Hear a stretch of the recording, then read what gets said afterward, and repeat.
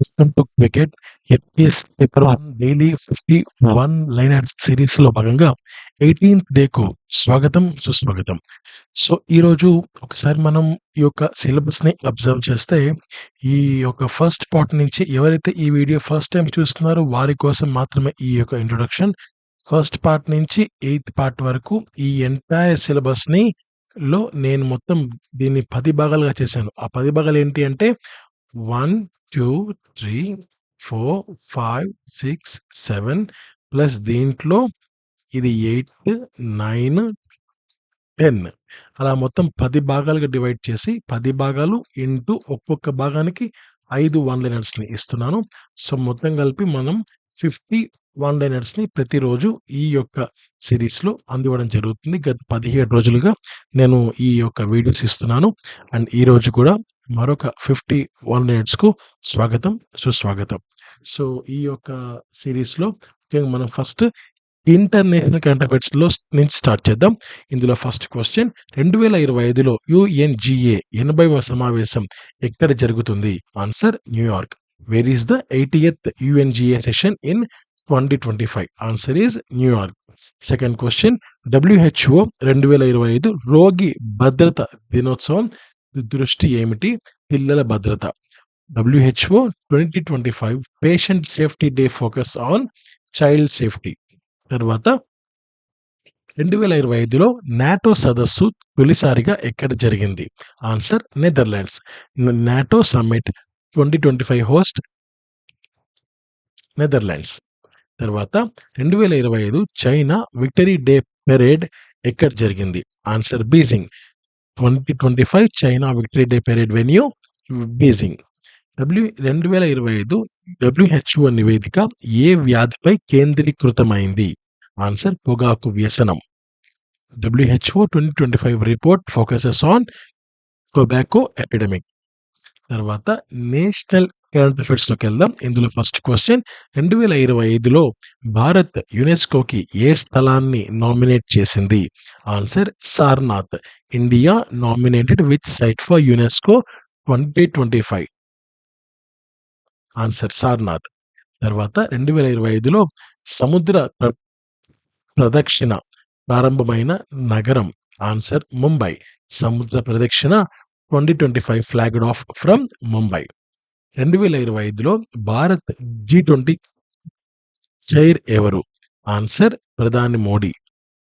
India G20 chair in 2025 is PM Modi. 2025లో national green hydrogen mission budget ఎంత? Answer 20,000 కోట్లు. Green hydrogen mission budget 2025 is 20,000 crore. తర్వాత 2025లో క్రీడా విశ్వవిద్యాలయం ఎక్కడ స్థాపించారు? Answer Manipur. New sports university in 2025 is Manipur. తర్వాత ఆంధ్రప్రదేశ్ కరెంట్ అఫైర్స్లోకి వెళ్తే ఇందులో ఫస్ట్ క్వశ్చన్ 2025లో AP tourism scout on wheels ఏ క్రీడకు సంబంధించింది? Answer football. Scout on wheels sport football. తర్వాత 2025లో వైజాగ్లో ఏ మెగా ఫెస్టివల్ జరగనుంది? Answer film festival. Vizag 2025 mega festival is film festival. తర్వాత 2025లో ఏపీలో మొదటి AI ఇన్నోవేషన్ సెంటర్ ఎక్కడ రాబోతోంది? Answer Visakhapatnam. First AI innovation centre in AP 2025 is in Visakhapatnam. 2025లో అనకపల్లి ఏ కొత్త పరిశ్రమ కోసం ఎంపిక అయింది? ఆన్సర్ గ్రీన్ హైడ్రోజన్ హబ్ అన్నమాట. Next Anakapalli new industry 2025 is green hydrogen hub. తర్వాత 2025లో ఏపీలో MSME మంత్రిగా ఎవరున్నారు? Answer Kondapalli Srinivas. AP MSME minister in 2025 for Andhra Pradesh is Kondapalli Srinivas. ఇక నెక్స్ట్ సైన్స్ అండ్ టెక్నాలజీకి సంబంధించిన విషయాలు ఇప్పుడు చూద్దాం. ఇందులో ఫస్ట్ క్వశ్చన్ జన్యువుల ఖచ్చితమైన సవరణను అనుమతించే సాంకేతికత పేరు ఏమిటి? దీనిని తరచుగా మాలిక్యులర్ సిజర్లు అని పిలుస్తారు. దీనికి answer CRISPR Cas9. What is the name of technology that allows the that allows for the precise editing of genes, often referred to as a molecular scissors. Answer CRISPR-Cas9. భారతదేశంలో మొదటి 3D ప్రింటెడ్ పోస్ట్ ఆఫీస్ ఉన్న భారతీయ నగరం ఏది? Answer Bengaluru. Which Indian city is home to countries first 3D printed post office? Answer Bengaluru. తర్వాత లేజర్ల నుండి వచ్చే కాంతి ఒత్తిడిని ఉపయోగించి అంతరిక్ష అంతరిక్ష నౌకను నడిపించడానికి అభివృద్ధి చేయబడుతున్న కొత్త సాంకేతికత ఏమిటి? Answer light SAIL propulsion. What is the new technology being developed for space travel that uses light pressure from lasers to propel spacecraft? Answer light sail propulsion. తర్వాత హైపర్సోనిక్ విమానాల్లో ఉపయోగం కోసం అభివృద్ధి చేయబడుతున్న అత్యంత అధిక ఉష్ణోగ్రతలను తట్టుకోగల కొత్త రకం సూపర్ అల్లాయ్ పేరు ఏమిటి? Answer oxide dispersion strengthened alloy. What is the name of the new type of super alloy being developed for use in hypersonic aircraft that can withstand extremely high temperatures? Answer oxide dispersion strengthened alloys. Next question. NASA అభివృద్ధి చేసిన deep space atomic clock యొక్క ప్రాథమిక ఉద్దేశం ఏమిటి? లోతైన అంతరిక్షంలో అంతరిక్ష నౌకల స్వయం ప్రతిపత్తి గల నావిగేషన్ ను ప్రారంభించడం. What is the primary purpose of the deep space atomic clock developed by NASA to enable autonomous navigation of space craft in deep space. So next మనకు హిస్టరీలోకి వెళ్దాం. First question. తన సామ్రాజ్యంలో పొగాకు వాడకాన్ని నిషేధించిన మొఘల్ చక్రవర్తి ఎవరు? Answer Jahangir. Which Mughal emperor prohibited the use of tobacco in his empire? Answer Jahangir. Next question. Fatehpur సిక్రీలో చక్రవర్తి అక్బర్ నిర్మించిన ఇబాదత్ ఖానా యొక్క ప్రాథమిక ఉద్దేశం ఏమిటి? వివిధ మతాల మధ్య మతపరమైన చర్చలు నిర్వహించడానికి. What was the primary purpose of Ibadat Khana built by emperor Akbar at Fatehpur Sikri? To conduct religious discussions among various faiths. Poona ఒప్పందం మహాత్మా గాంధీ మరియు ఏ ఇతర నాయకుడి మధ్య సంతకం చేయబడింది? Answer Dr. B.R. Ambedkar ji. The Pune Pact was signed between the Mahatma Gandhi and which other leader? Answer Dr. B.R. Ambedkar ji. తర్వాత మొఘల్ రాజధానిని ఆగ్రా నుంచి ఢిల్లీకి మార్చిన మొఘల్ చక్రవర్తి ఎవరు? Answer Shahjahan. Which Mughal emperor moved the Mughal capital from Agra to Delhi? Shahjahan. ఇక్కడ ఒక point అండి. నేను ఈ రోజు మీరు చూస్తున్నారు కదా ఈ వీడియో, నిన్నటి వీడియోలో ఇదే హిస్టరీ 5 క్వశ్చన్స్లో 2 క్వశ్చన్స్కి answer షాజహానే.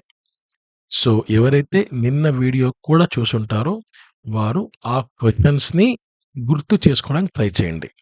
Okay. Next 5th question చూడండి. మహాత్మా గాంధీ సహాయ నిరాకరణ ఉద్యమాన్ని నిలిపివేయడానికి ప్రధాన కారణం ఏమిటి? ఆన్సర్ చౌరీ చౌరా సంఘటన. What was the main reason for the suspension of non cooperation movement by Mahatma Gandhi? Answer Chauri Chaura incident. తర్వాత జాగ్రఫీలోకి వెళ్దాం. ప్రపంచపు పైకప్పుగా ప్రసిద్ధి చెందిన పీఠభూమి పేరు ఏమిటి? ఆన్సర్ పామీర్ పీఠభూమి. What is the name of the plateau that is known as the roof of the world? Answer Pamir plateau. తర్వాత పంజాబ్ మరియు హిమాచల్ ప్రదేశ్ మధ్య సరిహద్దును ఏర్పరిచే భారతీయ నది ఏది? ఆన్సర్ రావి నది. Which Indian river forms the boundary between Punjab and Himachal Pradesh? Answer the Ravi river. తర్వాత దక్కన్ పీఠభూమి ప్రాంతంలో పండించే ప్రధాన పంట ఏది? ఆన్సర్ పత్తి. What is the main crop grown in the region of the Deccan Plateau? Answer cotton.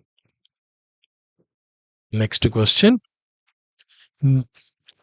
నదుల ద్వారా ఒండ్రు మట్టిని నిక్షేపించడం ద్వారా ఏర్పడిన భారతదేశంలోని సారవంతమైన మైదానాలకు పదం ఏమిటి? ఆన్సర్ ఒండ్రు మైదానాలు. What is term for the fertile plants in India that are formed by the deposition of silt by rivers? Answer alluvial plains. And the last question in geography, భారతదేశ సరిహద్దుల్లో పూర్తిగా ఉన్న ఎత్తైన పర్వత శిఖరం పేరేమిటి? Answer Nandadevi. What is the name of the highest mountain peak in India that is entirely with in its borders? Answer Nandadevi. తర్వాత పాలిటీలోకి వెళ్తే ఫస్ట్ క్వశ్చన్, భారత యూనియన్ ఆఫ్ ఇండియా రాజ్యాంగంలోని ఏ ఆర్టికల్ యూనియన్ ఆఫ్ స్టేట్స్ గా వర్ణించబడింది? Answer article 1. The union of India is described as a union of states in which article of the constitution? Answer article 1. ప్రాథమిక విధులు భారత రాజ్యాంగానికి ఏ సవరణ ద్వారా జోడించబడ్డాయి? ఆన్సర్ 42వ సవరణ చట్టం 1976. The fundamental duties were added to Indian Constitution by which amendment? Answer 42nd Amendment Act in 1976. తర్వాత లోక్సభలో విశ్వాసం కోల్పోవడం వల్ల భారత కౌన్సిల్ ఆఫ్ మినిస్టర్స్ పదవిని కోల్పోయే పరిస్థితికి పదం ఏమిటంటే అవిశ్వాస తీర్మానం. What's the term for the situation where the council of ministers in India ceases to hold office because of a loss of confidence in the Lok Sabha? Answer no confidence motion. తర్వాత ఒక bill గబ్బు బిల్లు అవునా కాదా అని నిర్ణయించే చివరి అధికారం ఎవరికి ఉంది అంటే దీనికి answer Lok Sabha speaker. Next question, who is the final authority to decide whether a bill is a money bill or not? Answer the speaker of the Lok Sabha. తర్వాత మునుపటి హోల్డర్ ఖాళీ చేసిన సీటుకు పార్లమెంట్ సభ్యుడు ఎన్నికయ్యే పరిస్థితికి పదం ఏమిటి? ఆన్సర్ ఉప ఎన్నిక, by election. What is the term for the situation wear a member of parliament is elected to a seat that was vacated by the previous holder? Answer by election. ఇక ఎకానమీలోకి వెళ్తే first question, 1991 నాటి అంటే 1991 నాటి ఆర్థిక విధానం ఏ 3 ప్రధాన సూత్రాలపై ఆధారపడి ఉంది? ఆన్సర్ సరళీకరణ, ప్రైవేటీకరణ మరియు ప్రపంచీకరణ, LPG. So globalisation, privatisation and liberalisation. తర్వాత the new economic policy of 1991 was based on which 3 main principles? Liberalization, privatization, globalization, LPG.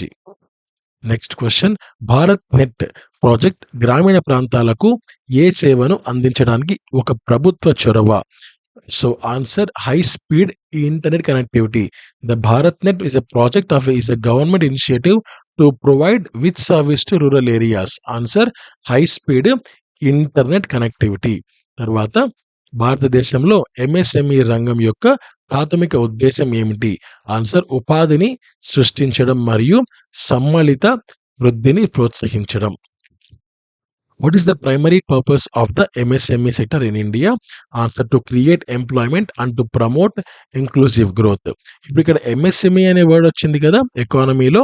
ఇప్పుడు ఈ యొక్క ఎకానమీలో ఎంఎస్ఎంఈ పదం గుర్తు వచ్చిన వెంటనే ఇదే వీడియోలో కొద్ది నిమిషాల ముందు ఆంధ్రప్రదేశ్ కరెంట్ అఫైర్స్లో భాగంగా నేను ఎంఎస్ఎంఈకి సంబంధించిన మంత్రి ఎవరు అని అడిగాను. అక్కడ గనక నేను అక్కడ ఆన్సర్ చెప్పాను. ఆ ఆన్సర్ కనుక ఇప్పుడు ఈ ఎంఎస్ఎంఈ అనే పదం మీరు చూసిన వెంటనే గుర్తుకు వచ్చినట్లయితే మీరు ఖచ్చితంగా రైట్ ట్రాక్లో ఉన్నట్టు లెక్క.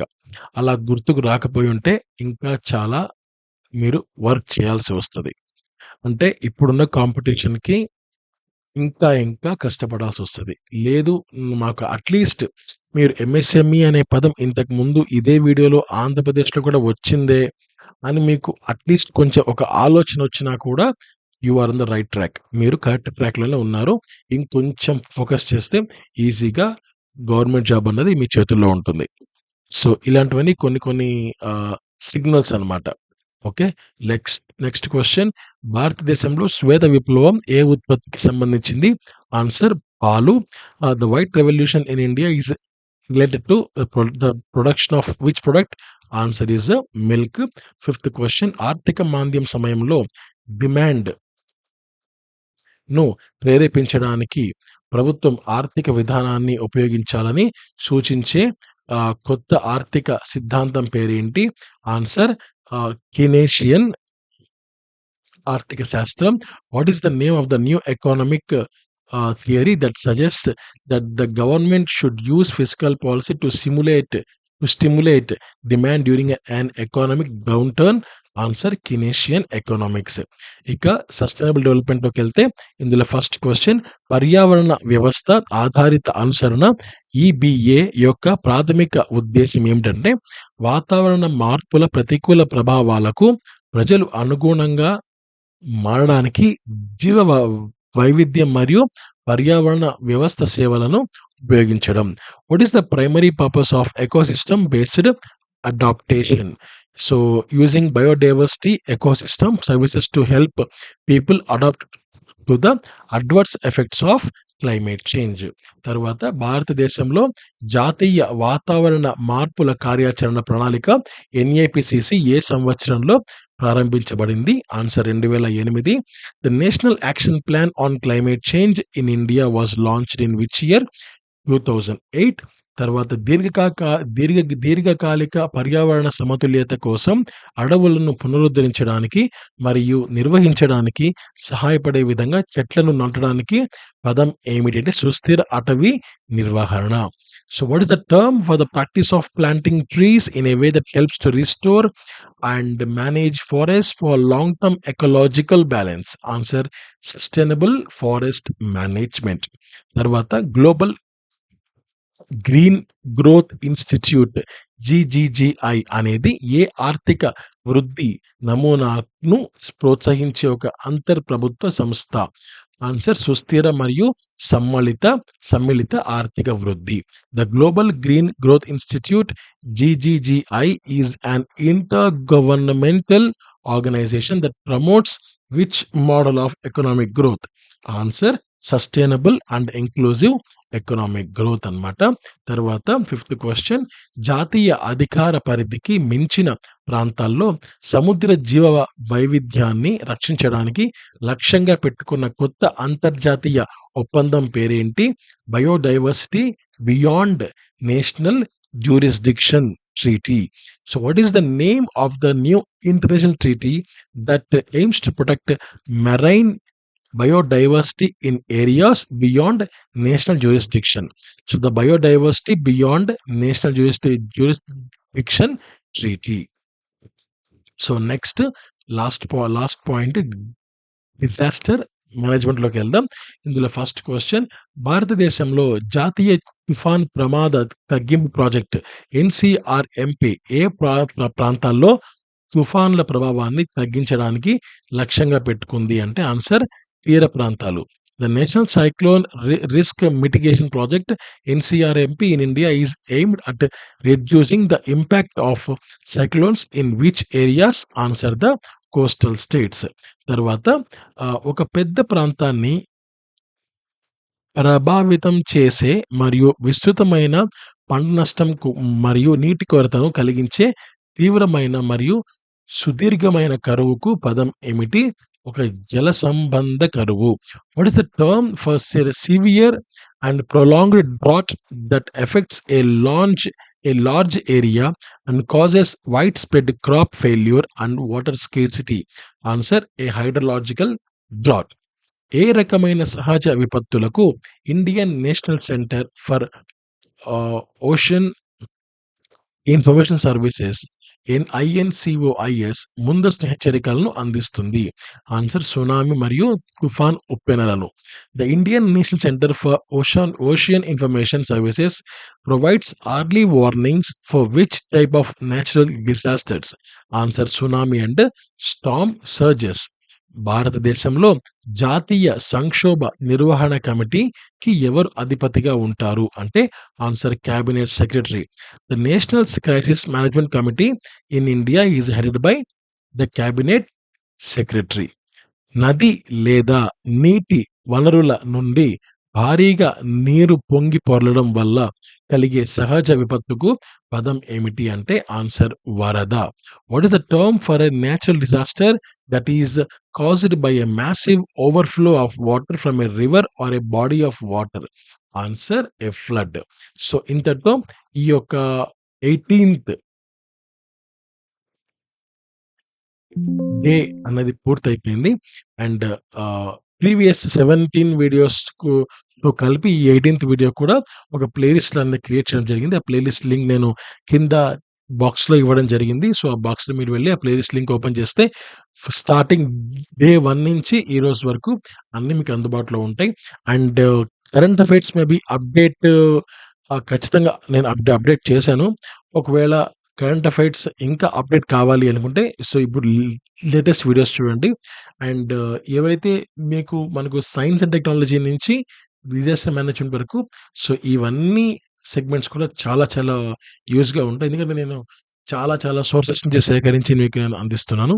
So, thank you so much. ఎక్కువ మందికి మీరు వీడియో షేర్ చేయండి. ఎక్కువ మందికి ఇవి రీచ్ అవ్వాలి.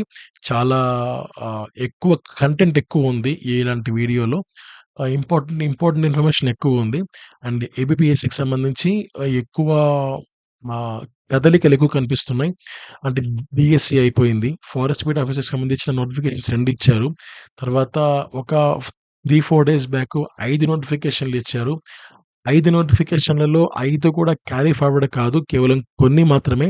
ఒక నోటిఫికేషన్ ఒక ఫ్రెష్ వేకెన్సీసే రిలీజ్ చేశారు. అండ్ ఏబీపీఎస్‌సి చాలా చాలా స్ట్రాంగ్‌గా ఉంది. చాలా యాక్టివ్‌గా ఉంది. అండ్ వాళ్ళ నోటిఫికేషన్స్ బాగా ఇష్యూ చేస్తున్నారు.